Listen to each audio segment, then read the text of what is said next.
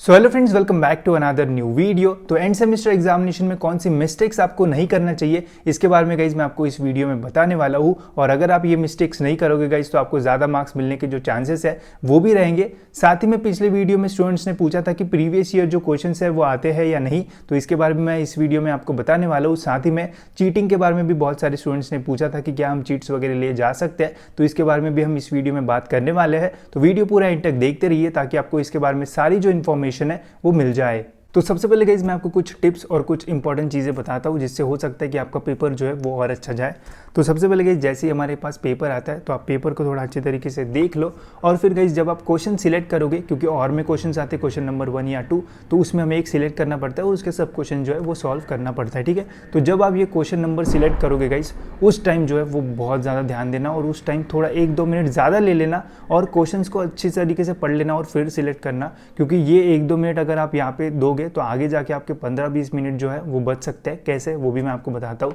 अभी रिसेंटली मैंने एक जो पेपर है वो दिया था, तो उसमें मैंने ये मिस्टेक कर दी कि जो क्वेश्चन है वो भी तो पढ़ लिया था, उसमें 3 सब क्वेश्चन वाला पेपर था। एक मेन क्वेश्चन, क्वेश्चन नंबर 1, और उसमें 3 सब क्वेश्चन आते और क्वेश्चन नंबर 2 में भी सेम था। ठीक है, तो मैंने क्वेश्चन पढ़ लिए, ठीक है, 2 और मतलब मैंने ठीक ठाक पढ़ लिए थे, 2 पढ़ लिए थे, और एक तीसरा था उसमें मेरे को लग रहा था कि यार मेरे को आ सकता है। ठीक है, तो मैंने वो सॉल्व करना शुरू कर दिया। 2 क्वेश्चन सॉल्व करने के बाद जब मैं तीसरे क्वेश्चन को सॉल्व करने गया तो उस टाइम मेरे को समझा कि ये क्वेश्चन जो है वो मुझे अच्छी तरीके से नहीं आ रहा है, या फिर जो मुझे आता था वो ज़्यादा रिलेटेबल नहीं है इस क्वेश्चन से। ठीक है, तो फिर मैंने दूसरा क्वेश्चन देखा तो उसमें मेरे को तीनों जो चीज़ है वो ज़्यादा अच्छी तरीके से आती थी। तो उस टाइम मुझे पता चला कि यार अगर मैं क्वेश्चन नंबर 2 सॉल्व करता तो मुझे ज़्यादा जो मार्क्स है वो मिलते हैं। ठीक है, तो उस टाइम मैं कट भी नहीं कर सकता था। अगर मैं कट करता तो मेरा एक्स्ट्रा जो टाइम है वो भी जाता और वो टाइम की वजह से मेरे बाकी जो क्वेश्चन है वो छूट जाते। ठीक है, तो उस टाइम मैं कुछ नहीं कर सकता हूँ।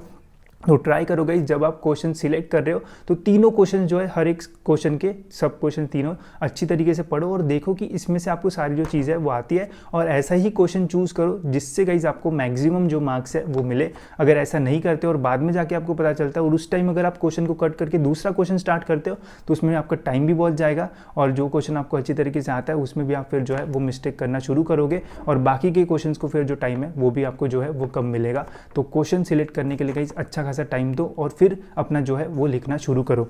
जब क्वेश्चंस के आंसर्स आप लिखना शुरू करोगे तो 30 सेकंड या फिर 1 मिनट आप सोचो कि इस क्वेश्चन का जो आंसर है वो क्या रहना चाहिए, क्योंकि कभी कभी ऐसा होता है, मेरे साथ भी ऐसा होता है कि जो क्वेश्चन का आंसर है वो लिखना मैं शुरू कर देता हूँ और फिर बीच बीच में जो मेन पॉइंट्स है वो याद आते हैं जो कि स्टार्टिंग में ही लिखने चाहिए होते थे।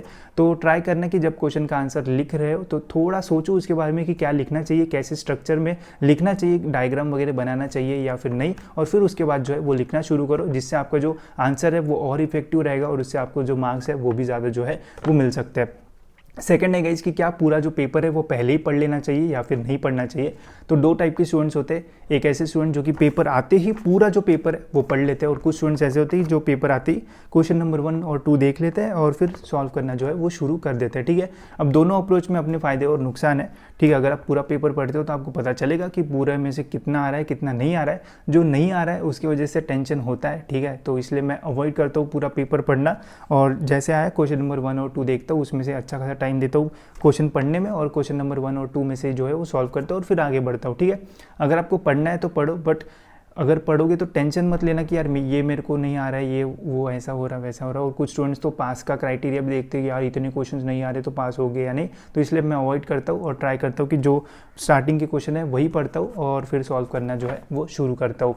फिर नेक्स्ट है गाइस, नेक्स्ट क्वेश्चन है कि जो टाइम है वो हमें सफिशिएंट है या नहीं है। तो जो एंड सेमेस्टर का पेपर है गाइस वो 2.5 आवर का रहता है। इसके पहले जो हुआ था वो 3 घंटे का था, क्योंकि वो वहाँ पे एक्स्ट्रा टाइम जो है वो दिया था पर यूनिट या पर आवर 15 मिनट वगैरह, तो वो 3 घंटे उससे भी ज़्यादा टाइम था, बट एक्चुअली में 2 आवर्स 30 मिनट्स का ही जो एग्जैक्ट टाइम है वो मिलता है।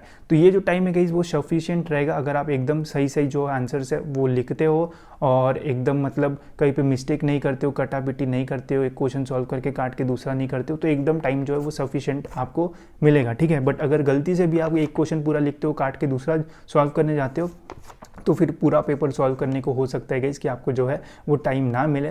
तो ट्राई करो, क्वेश्चन सही सिलेक्ट करो, पेपर अच्छे से लिखो, एकदम 4 मार्क का 5 मार्क का क्वेश्चन आया तो पूरे 4-5 पेज भरने की ज़रूरत नहीं है। रिलेटेबल लिखो तो आपको जो मार्क्स है वो मिल जाएंगे और जो टाइम है वो भी आपको जो है वो सफिशिएंट रहेगा। अब बात करते हैं इसके क्या प्रीवियस ईयर क्वेश्चंस आते हैं या फिर नहीं आते हैं। तो अभी तक गई मेरे 4 पेपर हुए हैं और प्रीवियस ईयर क्वेश्चंस में देखो गई ऐसा है कि हमारा जो पैटर्न है वो चेंज हुआ है। पूरा जो सिलेबस है, ओवरऑल पूरा जो सिलेबस है वो चेंज नहीं हुआ है।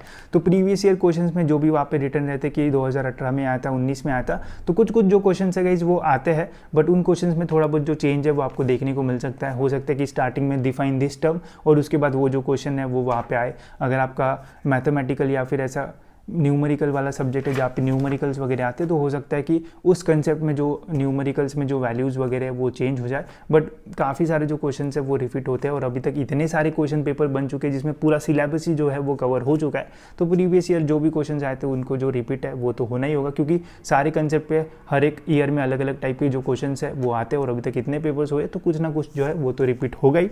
ट्राई करो गाइस, जो यूनिट्स है वो सही से पढ़ो और हमारे मतलब जो स्टूडेंट्स है, जो हमारा फ्रेंड सर्कल है, उसमें वो ये करते हैं कि जो स्टार्टिंग का यूनिट है वो बहुत बढ़िया तरीके से पढ़ते हैं, क्योंकि क्वेश्चन नंबर 1 और 2 जो यूनिट नंबर 3 पे उस पे रहता है और यूनिट नंबर 3 के जो स्टार्टिंग के क्वेश्चन है वो अगर अच्छी तरीके से सॉल्व करते हो तो एक जो कॉन्फिडेंस है वो अंदर से आता है और फिर बाकी का जो पेपर है वो भी अच्छे से तरीके से जाता है। तो ट्राई करो जब आप अपनी पढ़ाई करो तो यूनिट नंबर 3 जो है वो अच्छे से करो, ताकि स्टार्टिंग आपकी जो पेपर की है वो और भी जो है वो बढ़िया तरीके से हो जाए। ठीक है, अब इसके बारे में बात तो हो चुकी है, अब बात करते गए इस चीटिंग के बारे में। काफ़ी सारे स्टूडेंट्स ने पूछा कि क्या हम चीट्स वगैरह ले जा सकते हैं या नहीं ले जा सकते हैं। कुछ स्टूडेंट्स हॉल टिकट पे लिख के ले जा सकते हैं, कुछ आई कार्ड पे, कोई वॉशरूम में जा सकता है, और भी काफ़ी सारी जो चीज़ है वो होती है एग्ज़ाम के टाइम। देखो आपको जो करना है वो करो, ठीक है, जब तक आप पकड़े नहीं जाते हो तब तक सारी जो चीज़ है वो सही है। ठीक है, अगर आप पकड़े जाओगे तो काफ़ी सारे जो प्रॉब्लम्स है वो फेस करना पड़ सकता है। ठीक है, तो जितना हो सकता है उतनी अपनी जो पढ़ाई है वो करो। चीटिंग का वो ऐसा है कि जब तक पकड़ते नहीं तब तक ऐसा लगता है कि यार ये तो मैंने बिना पढ़ के जो है वो लिख लिया, बट जिस टाइम पकड़े जाते हैं उस टाइम काफ़ी सारे प्रॉब्लम्स होते हैं। अभी हमारे जो पेपर्स है वो शुरू थे तो उसमें काफ़ी सारी चीज़ें मैंने देखी कि कैसे कैसे क्या क्या चीज़ें जो है वो हो सकती है, बट कुछ जो स्टूडेंट्स है उनको पकड़ा भी गया, जिसके वजह से उनका जो पेपर है वो लिया गया, पेपर लिखने नहीं दिया गया। अब उसके वजह से अगर पेपर लिखा ही नहीं तो फिर तो फेल ही हो गए। तो ये सारी जो कॉन्सिक्वेंस है वो आपको फेस करना पड़ सकता है। तो चीटिंग करने से पहले सोच लेना कि अगर कोई आया चेक करने के लिए तो उस टाइम हम मतलब फेंक सकते हैं या फिर कुछ गायब कर सकते हैं ताकि पकड़े ना जाए, बट अगर पकड़े गए तो काफ़ी प्रॉब्लम हो सकता है। तो जो करना है करो, बस पकड़े मत जाना, नहीं तो प्रॉब्लम जो है वो आपको फेस करना पड़ सकता है। फिर इसके अलावा गाइस और एक चीज़ मैं आपको बताना चाहता हूँ कि जो अपना आंसर शीट आता है, जो आंसर शीट आपको मिलेगी जिसमें आपको अपने आंसर्स लिखना है, वो काफ़ी बड़ी होती है। ऑलमोस्ट 20 या फिर 24 पेजेस की वो जो आंसर शीट है वो रहती है, जिसमें आपको ऑलमोस्ट पूरा जो पेपर है वो आ सकता है। और सप्लीमेंट भी आपको जो है वो लेना पड़ सकता है कुछ कुछ पेपर्स में। तो सप्लीमेंट जब आप लोगे और अटैच करोगे तो अटैच सही से करना, और अटैच करने के लिए गाइस कुछ डिवाइडर या फिर रोटेटर जो भी नुकीली चीज़ है वो लेके जाना, क्योंकि जो होल है वो जल्दी से होता नहीं, क्योंकि शीट है वो बहुत मोटी रहती है। तो वो लेके जाना ताकि अच्छे से जो है वो अटैच करो। साथ ही में पेपर जब आप लिखोगे तो थोड़ा नीट एंड क्लीन अगर आप लिखोगे, जो मेन चीज़ है उसको अंडरलाइन करोगे तो फ़ायदा होगा। और सबसे इंपॉर्टेंट बात, अगर आपको कोई जो चीज़ है वो नहीं आ रही है, ठीक है, तो ट्राई करना कोई भी क्वेश्चन जो है वो छोड़ के मत आना। ठीक है, मतलब सपोज एक क्वेश्चन है वो आपको आ ही नहीं रहा है, कुछ भी नहीं आ रहा है, ठीक है, आपने पढ़ा ही नहीं, जिंदगी में नहीं पढ़ा, और तब भी उसमें कुछ ना कुछ जो है वो लिख के आना, क्योंकि अगर आप कुछ लिखोगे तो हो सकता है कि आपको जो मार्क्स है वो मिले। अगर वो कुछ भी नहीं लिखोगे तो 100% जो मार्क्स है वो नहीं मिलने वाले।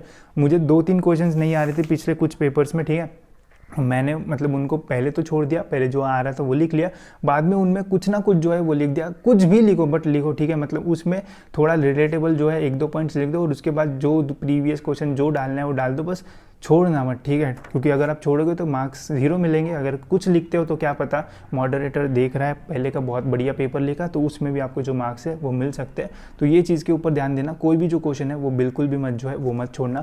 साथ ही में काफ़ी सारे स्टूडेंट्स ने ग्रेस मार्क्स के ऊपर जो चीज़ है वो पूछी थी, तो जैसे कुछ स्टूडेंट्स को एकदम 26-27 मार्क्स मिल जाते हैं, 1-2 मार्क्स से बच जाते हैं, तो उनको ग्रेस मार्क्स जो है वो मिल सकता है और जिससे वो पास हो जो है वो हो सकते हैं। ठीक है, तो ग्रेस मार्क के ऊपर एक डिटेल में जो वीडियो है वो मैं ज़रूर बनाऊंगा और उसमें आपको सारी जो चीज़ है वो बताऊंगा कि कब आपको जो ग्रेस है वो मिल सकता है और क्या इससे आप जो है वो पास हो सकते हो या फिर नहीं हो सकते हो। ठीक है, तो उसके ऊपर वीडियो आएगा जल्दी, मैं आपको जो वीडियो है वो दूंगा। साथ ही में प्लेसमेंट्स के ऊपर भी वीडियो आएगा, जैसे मतलब हमारे कॉलेज में काफ़ी सारे स्टूडेंट्स का प्लेसमेंट हुआ है और बाकी कॉलेजेस में जो मेरे फ्रेंड्स हैं उनका भी हुआ है।